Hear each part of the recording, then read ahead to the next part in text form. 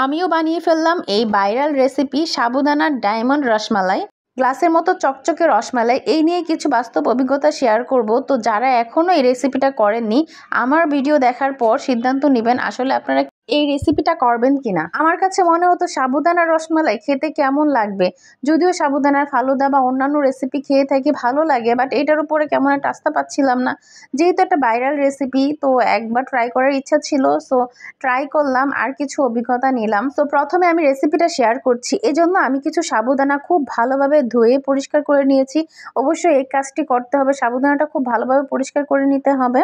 আর যদি আপনি খোলা সাবুদানাটা কিনে থাকেন, সেটার মধ্যে অনেক ধরনের ময়লা থাকে, সেগুলো আগে বেছে দেন, ভালোভাবে ধুয়ে পরিষ্কার করে নিতে হবে। আমি পানিতে 3-4 বার ভালোভাবে ধুয়ে দেন ফ্রেশ পানিতে এটাকে ভিজিয়ে রেখেছি 10 মিনিট। 10 মিনিট পর পানি ঝরিয়ে নিয়ে এটাকে একটা সার্ভিং ডিশে নিয়ে নিচ্ছি। করছি 1/4 চামচ লবণ, যেহেতু আমি এখানে প্রায় 1.5 কাপের মতো সাবুদানা নিয়েছি, তো টেস্টের ব্যালেন্সের জন্য সামান্য লবণ দিয়েছি। যেহেতু এটা মিষ্টান্ন খাবার, লবণটা খুবই অল্প নিতে হবে। এখন সাবুদানাটাকে কিছুক্ষণ খুব ভালোভাবে ম্যাশ করে নিব, দেন এগুলোকে রসমালাইর আকৃতি বানাবো। সাবুদানার মিশ্রণটাকে কিছুটা আঠালো মনে হবে যে এটা হয়তো জমবে না, কিন্তু এই অবস্থায় যখন আপনি রসমালাই আকৃতি করে দুধের মধ্যে দিবেন, তখন রসমালাই আকৃতিতে সেট হয়ে যাবে। অন্যদিকে আমি দুধ জাল করতে দিয়েছি 1 লিটার পরিমাণ লিকুইড দুধ, আর সাথে অ্যাড করছি 1/2 কাপ পরিমাণ কনডেন্স মিল্ক। আপনি যদি মিষ্টি বেশি পছন্দ করেন তাহলে কনডেন্স মিল্কটা একটু বাড়িয়ে দিতে পারেন, আর কনডেন্স মিল্ক যদি হাতের কাছে না থাকে চিনি দিয়েও এই রেসিপিটা করতে পারেন, কোনো সমস্যা নেই। দুধ আর কনডেন্স মিল্ক খুব ভালোভাবে মিক্সড করে দেন এটাকে ফুটে ওঠা আসা পর্যন্ত অপেক্ষা করব।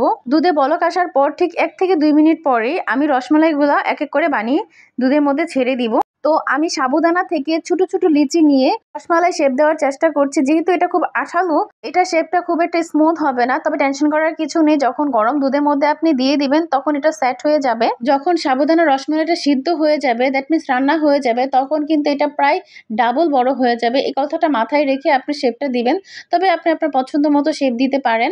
আমার এক এক করে সবগুলো রসমালাই দেওয়া হয়ে গেছে, এখন এটা ফুটে আসা পর্যন্ত অপেক্ষা করব।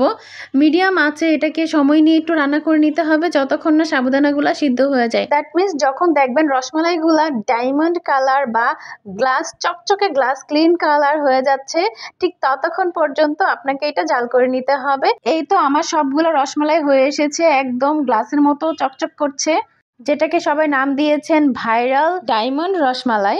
এই রসমালাইটা কিন্তু খুব সফট হয়। তো আমি যেটা করেছি, গরম গরম একটা খেয়েছি, বিলিভ মি আমার কাছে একদমই ভালো লাগে নাই।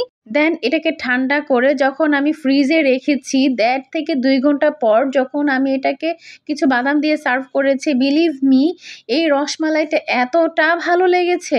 এই প্রচন্ড গরমে এই ঠান্ডা ঠান্ডা রসমালাইটা একদম মন প্রাণ জুড়িয়ে যায়। আমার রেসিপি দেখে ট্রাই করবেন, ইনশাল্লাহ আপনাদেরও খুব ভালো লাগবে। আমি ফার্স্ট টাইম করেছি, বিলিভ মি আমার তো খুবই ভালো লেগেছে। আপনারাও করে জানাবেন আপনাদের কেমন লেগেছে। Thanks for watching my video. Allah Hafiz.